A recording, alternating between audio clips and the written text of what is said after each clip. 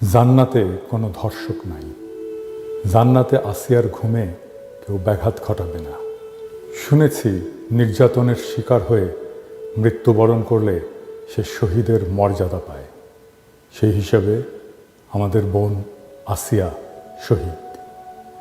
আর কুরআনে আল্লাহ তাআলা বলেছেন, শহীদকে তোমরা মৃত বলো না। আসিয়া মারা যায়নি, দুনিয়ার জাহান্নাম থেকে মুক্তি পেয়ে আল্লাহর জান্নাতে চলে গেছে। মহান আল্লাহ তাআলা তাকে ভালো রাখুক। আর যারা এই দুনিয়াটা ওর জন্য জাহান্নাম বানিয়ে দিয়েছিল, তাদের দুনিয়াকে আর আখিরাত দুটাই যেন জাহান্নাম হয়ে যায়। আমরা তো আল্লাহরই, আর নিশ্চিতভাবে আমরা তারই দিকে ফিরে যাব।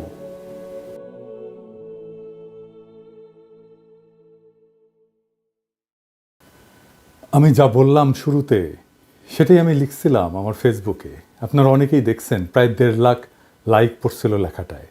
আপনারা হৃদয় দিয়ে, অন্তর দিয়ে আসিয়ার জন্য দেশবাসীর কান্নাকে ধারণ করেছিলেন। কিন্তু ফেসবুক এটাকে বলে কমিউনিটি স্ট্যান্ডার্ড ভায়োলেশন।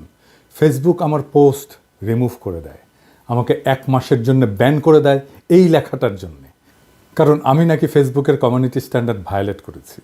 আমি আপিল করেছিলাম, কিন্তু সেই আপিলেও আমার আপিল প্রত্যাখ্যাত হয়েছে, আমার ফেসবুকের পোস্ট রেস্টোর করা হয়নি। আমি একটা প্রশ্ন রাখতে চাই, ফেসবুকের কমিউনিটির বাইরে কি আমরা? একজন মুসলমানের আরতি কি সেই প্ল্যাটফর্মে জায়গা পাবে না? ফেসবুক জালেমের প্ল্যাটফর্ম হয়ে উঠেছে, ফেসবুক বর্ণবাদীর প্ল্যাটফর্ম হয়ে উঠেছে। এই ফেসবুকে আসিয়ার অভিশাপ লাগুক।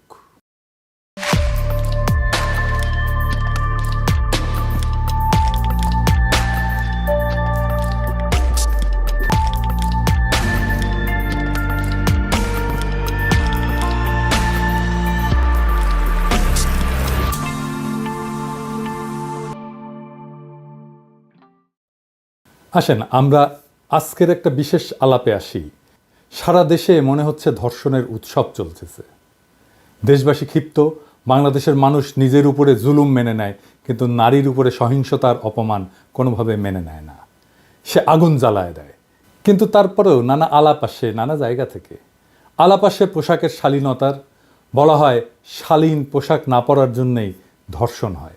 এমনকি বাংলাদেশে এমন মালও আছে যারা এইভাবে পোস্টার নিয়ে দাঁড়ায় যে অশ্লীল পোশাক পরে পুরুষদের নাকি নারীরা সুড়সুড়ি দেয়। তাই সেইটা তাদের অপরাধ। এডিটর সাহেব, পিছে পোস্টারটা দেখান, এটা হাসিনার আমলে। হাসিনা আমাদের গণতান্ত্রিক অধিকার, ভোটের অধিকার না দিলেও এইসব ফাইজলামির অধিকার ঠিকই দিছিল। এই যে ভাল শুন, তুই যে চর্বি জমাছু, এটা দেখে কত রংধনুর সুরসুরি লাগে তুই জানিস? তোর তো শাস্তি হওয়া উচিত সুরসুরি দেওয়ার জন্যে। তোর তো জেলেত ভরা দরকার। জেলেত গেছু জিন্দগি, হ্যাঁ রে বালশুন, তোর তো দিনে ভ্যাস্তা সার্ভিস দেওয়া লাগবি, দিনে 40 বার। এবার আসেন দেখি ধর্ষণের দায়টা আসলে কার। ধর্ষণের জন্য নারীর পোশাক দায়ী কি না, এই নিয়ে বিতর্ক বহুদিনের।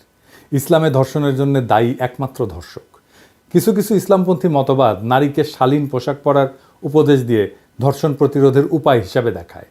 অন্যদিকে বাংলাদেশের মিলিটেন্ট সেকুলাররা বলে আমার শরীর আমার সিদ্ধান্ত, এই বইলা নারীর ব্যক্তিগত স্বাধীনতার উপরে জোর দেয়।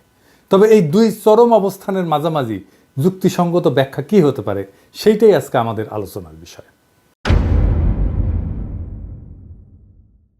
নারী এবং পুরুষের যৌন সম্পর্ক পৃথিবীর একটা জরুরি এবং গুরুত্বপূর্ণ সম্পর্ক। এই সম্পর্কের মূল বিষয়টা কি? মূল বিষয়টা হচ্ছে কবুলিয়ত, কবুল করা একে অপরকে। সেই জন্যেই বৈবাহিক সম্পর্কে দুইজনকে কবুল বলতে হয়। এখন একজন কবুল করলো না, সে কবুলিয়ত ছাড়া, সম্মতি ছাড়া সে যৌন সম্পর্ক করলো, সেইখানে কি হইল? সেখানে একজনের সম্মতি ছাড়া তার উপরে বল প্রয়োগ করা হলো। এইটা এখন একজনের উপরে আর একজনের জুলুম। এই প্রক্রিয়ায় একজন জালেম আর একজন মজলুম। ঠিক তো? যদি আপনি জালেমকে চিনতে পারেন এই ঘটনায়, তাহলে কে দোষী এই আলাপ আসে কি? আসে না। ঠিক একইভাবে রাজনীতিতে আমরা শাসককে কবুল করি ভোট দিয়ে। সেই শাসক যদি আমার কবুলের তোয়াক্কা না করে, সেটাই জুলুম হয়ে যায়। হাসিনা তাই জালেম, হাসিনা তাই জুলুম করছে আমাদের উপরে। বোঝা গেছে ব্যাপারটা? আপনাকে বিষয়টা দেখতে হবে জালেম এবং মজলুম এই কনসেপ্ট দিয়ে। তাহলেই বুঝবেন কার দোষ। এই প্রশ্নটা এখানে আসে না যদি আপনি জালেমকে চিনতে পারেন। তো এই সামাজিক বিতর্কে ইসলামের নানা বিধানের প্রশ্ন আসছে, নানা বিজ্ঞ আলেম নানা মত দিতেছেন। আমার ফেসবুকে এসে অনেকে বলতেছে আপনি কেন এইটা নিয়ে কথা বলেন না। আমি ইউজুয়ালি এই ধরনের বিষয় নিয়ে কথা বলি না। আপনারা জানেন আমি ধর্মীয় বিষয় নিয়ে কথা বলি না। আমার গুরুজন গৌতম দাস বলতেন যে কখনো কোনো ধর্মের কোনো বিষয় নিয়ে ব্যাখ্যা দিবেন না, কারণ আপনার ব্যাখ্যার পাল্টা একটা ব্যাখ্যা থাকবেই। এইভাবে নানা ফেরকা তৈরি হয়। কথা সত্য, আবার এটাও সত্য যে সমাজে যদি একটা বিতর্ক তৈরি হয়, সেইখানে সমাজের একজন বিবেকবান মানুষ হিসেবে সেখানে কিন্তু কিছু বলার থাকে, কিছু মতামত থাকে। তো আমি আমার হাসপাতালের টাইমে পবিত্র কোরআন আর হাদিস থেকে পড়লাম এই সমস্ত বিষয়গুলো নিয়ে। পড়ে যা যা পাইছি, আমার যা যা উপলব্ধি হয়েছে তা আপনাদের সামনে পেশ করতেছি। আমি বলতেছি না যে আমার ব্যাখ্যা গ্রহণ করতে হবে, তবে আমি যা বুঝছি এটা সবার সাথে শেয়ার করলে তো কোনো ক্ষতি নেই। অনেকে কইতে পারেন আপনি ইসলাম ধর্মের বিষয় নিয়ে কথা বলেন কেন? যে কোনো ধর্ম যে কেউ পড়তে পারে তো, তাই না? কোনো বাধা নাই তো। জাকির নায়কের পড়া নেই এমন কোনো ধর্মগ্রন্থ আছে? নাই। তো আসেন আল্লাহর নামে শুরু করি। ইসলামে হক্কুল ইবাদ বলে একটা বিষয় আছে, সেটা কি আমরা একটু দেখি। হক্কুল ইবাদ হইল মানুষের পারস্পরিক অধিকার, একজনের না, পারস্পরিক অধিকার, যা ইসলামে অত্যন্ত গুরুত্বের সাথে বিবেচনা করে। আপনি পশ্চিমে মানবিক অধিকার দেখবেন, মানুষের অধিকার দেখবেন, কিন্তু পারস্পরিক অধিকার, এই হক্কুল ইবাদ, এইটা ইসলামে খুবই ইউনিক একটা ধারণা। ইসলামে এই হক্কুল ইবাদ লঙ্ঘন করা আল্লাহর কাছে ক্ষমার অযোগ্য অপরাধ, যতক্ষণ না ভুক্তভোগী নিজে ক্ষমা করে। ধর্ষণ এমনই একটা অপরাধ যা সরাসরি হক্কুল ইবাদ লঙ্ঘন করে এবং এর মাধ্যমে একাধিক মৌলিক মানবিক অধিকার ক্ষুণ্ণ হয়। কিভাবে? এক নাম্বার, ধর্ষণ মানুষের ইজ্জত এবং সম্মানের লঙ্ঘন করে। ইসলাম প্রত্যেকটা মানুষের সম্মান এবং মর্যাদাকে পবিত্র বলে ঘোষণা করছে। কোরআন শরীফে আছে, নিশ্চয়ই আমি আদম সন্তানের সম্মান বৃদ্ধি করেছি। ধর্ষণ একজন নারীর বা পুরুষের ইজ্জত, আত্মসম্মান ও মর্যাদাকে ধ্বংস করে, যা সরাসরি হক্কুল ইবাদের লঙ্ঘন। দুই নাম্বার, ধর্ষণ জুলুম। আমরা আগে দেখলাম এবং ইসলামে জুলুম হারাম। জুলুম মানে অন্যায়ভাবে কারো অধিকার হরণ করা। ইসলাম জুলুমকে হারাম ঘোষণা করেছে। হে আমার বান্দারা, আমি নিজের উপরে জুলুম হারাম করেছি এবং তোমাদের মধ্যেও তা হারাম করেছি, সুতরাং তোমরা একে অপরের প্রতি জুলুম করো না। ধর্ষণ একটা চরম জুলুম, কারণ এতে একজন নারী বা পুরুষের জীবন ধ্বংস হয়, মানসিক এবং শারীরিক কষ্ট ভোগ করতে হয় এবং সমাজে অপমানিত হইতে হয়। তিন নাম্বার, ধর্ষণ একজন মানুষের শারীরিক এবং মানসিক নিরাপত্তার অধিকার লঙ্ঘন করে। ইসলামে জীবনের নিরাপত্তা এবং মানসিক শান্তি প্রত্যেক মানুষের মৌলিক অধিকার। কোরআনে বলা আছে, তোমরা কোনো ব্যক্তিকে অন্যায়ভাবে হত্যা করো না, আল্লাহ এটাকে হারাম করেছেন। যদিও ধর্ষণ সরাসরি হত্যা নয়, তবে এতে একজন মানুষের জীবনের মান সম্মান ধ্বংস করে দেয়, মানসিকভাবে তাকে হত্যা করে। চার নাম্বার, ধর্ষণ নারীর মালিকানার অধিকার লঙ্ঘন করে। ইসলামের প্রতিটি মানুষের নিজের শরীরের উপরে অধিকার আছে। পবিত্র কোরআনে বলা আছে, তোমরা ব্যভিচারের কাছে যেও না, নিশ্চয়ই এটি অশ্লীল কাজ এবং অত্যন্ত নিকৃষ্ট পথ। ধর্ষণ শুধু ব্যভিচার না, এটা জোরপূর্বক শরীরের অধিকার কেড়ে নেওয়া। ইসলামে কাউকে বাধ্য করে যৌন সম্পর্ক স্থাপন করা সম্পূর্ণ নিষিদ্ধ এবং এইটা সরাসরি জোর জবরদস্তি এবং নারীর নিজস্ব অধিকারের লঙ্ঘন। পাঁচ নাম্বার, ধর্ষণ ইসলামের ন্যায় বিচারের নীতি ভঙ্গ করে। ইসলামের ন্যায় বিচার প্রতিষ্ঠা করা বাধ্যতামূলক। কোরআনে বলা আছে, নিশ্চয়ই আল্লাহ ন্যায় বিচার এবং সদাচারের নির্দেশ দেন। ধর্ষণের মাধ্যমে একজন মানুষকে চরম অবিচার এবং অত্যাচারের শিকার হইতে হয়, যা ইসলামের ন্যায় বিচারের নীতির সরাসরি লঙ্ঘন। ছয় নাম্বার, ধর্ষণের কারণে সামাজিক বিশৃঙ্খলা সৃষ্টি হয়। ইসলামে সমাজের শান্তি এবং নিরাপত্তা বজায় রাখা অপরিহার্য। কোরআন শরীফে বলা আছে, সাবধান, ফিতনার মানে বিশৃঙ্খলার শাস্তি শুধু সীমা লঙ্ঘনকারীদের উপরেই আসবে না, বরং তা সবার উপরে পড়বে। তার মানে সামাজিক বিশৃঙ্খলার যে দায়, সেটা সবাইকে নিতে হয়, একা কাউকে নিতে হয় না। ধর্ষণ শুধু ব্যক্তিগত অপরাধ থাকে না, তখন এটা সমাজের মধ্যে বিশৃঙ্খলা তৈরি করে, নারীদের নিরাপত্তাহীনতা বাড়ায় এবং সামাজিক ভারসাম্য নষ্ট করে।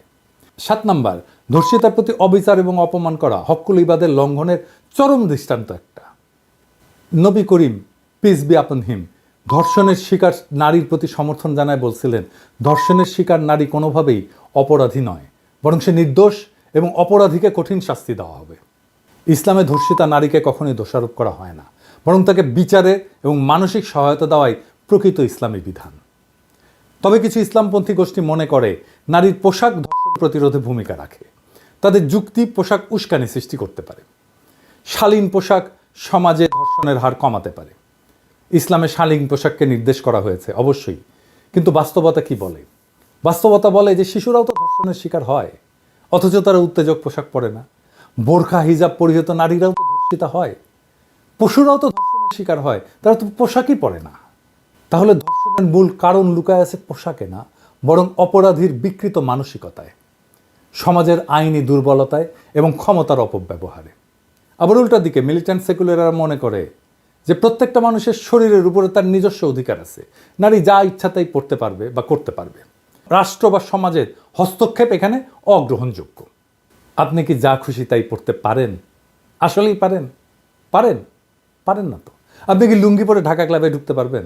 পারবেন না। নেংটি পরে আপনি সোনারগাঁ হোটেলে ঢুকতে পারবেন? পারবেন না। জোকার সেজে কি অফিসে যেতে পারবেন? পারবেন না। বিকিনি পরে কি বিয়ার অনুষ্ঠানে যাইতে পারবেন? পারবেন না। হাফ প্যান্ট পরে কি জানাজার নামাজে দাঁড়াইতে পারবেন? পারবেন না। পায়জামা পাঞ্জাবি পরে কি আর্মির ডিউটি করতে পারবেন? পারবেন না। তো আপনি তো যা খুশি তাই পড়তে পারেন না, এখনই পারেন না। আপনি একটা পোশাক পরবেন বুঝলাম, কিন্তু ওই পোশাক তো দেখবে হাজার হাজার মানুষ। আপনি পোশাকটা তো পরছেন অন্যরা যেন দেখে, তাই তো। আর যারা দেখবে তাদের কোনো ভূমিকা নাই, তাদের কোনো মতামত নাই, এটা হইতে পারে? সেই জন্যে আমাদের সমাজে একটা শ্লোক আছে যে নিজ খুশিতে খাও, পর খুশিতে পড়ো। আমাদের শরীরের উপরে আমাদের আংশিক কর্তৃত্ব আছে, পূর্ণ কর্তৃত্ব নাই। পুরুষ বা নারীর শরীরের উপরে তার অধিকার আছে, কিন্তু সেটা সীমাহীন না। ব্যক্তি স্বাধীনতা থাকতে হবে, কিন্তু সেটা সামাজিক নীতির সাথে সামঞ্জস্যপূর্ণ হতে হবে। স্বাধীনতা মানে তো যা খুশি তা করা না। সমাজ এবং রাষ্ট্রের কিছু বিধান মেনে চলতে হবে। যেমন ধরেন, নিরাপত্তার জন্য তো আমরা ট্রাফিক আইন মেনে চলি। হক্কুল ইবাদ মানে একার অধিকার না, কিন্তু পারস্পরিক মানবিক অধিকার, এটা মাথায় রাখবেন। আর একজনের অধিকারকেও আপনাকে রক্ষা করতে হবে। এই মিলিটেন্ট সেকুলাররা এইখানে এসেই সমস্যা করে। সে নিজের অধিকারের কথা বলে, আর একজনের অধিকারের কথা ভুলে যায়। কিন্তু ইসলামে আপনার দুইজনের অধিকারের কথাই মাথায় রাখতে হবে। এটাই হক্কুল ইবাদ। শরীরের উপরে আংশিক কর্তৃত্বের যৌক্তিকতা কি, এটা দার্শনিক ব্যাখ্যা কি, আসেন এটা একটু বুঝে দেখি। যদি মানুষের শরীরের উপরে পূর্ণ অধিকার থাকে, তাহলে তো আত্মহত্যা করা বা মাদক গ্রহণ বৈধ হতে হবে। তাই ব্যক্তির শরীরের উপর কিছু সীমাবদ্ধতা থাকা উচিত। ব্যক্তির স্বাধীনতা এবং সমাজের স্বার্থের মধ্যে ভারসাম্য দরকার। এটাই সামাজিক চুক্তি। এই সামাজিক চুক্তি ছাড়া সমাজ, রাষ্ট্র কিছুই চলে না।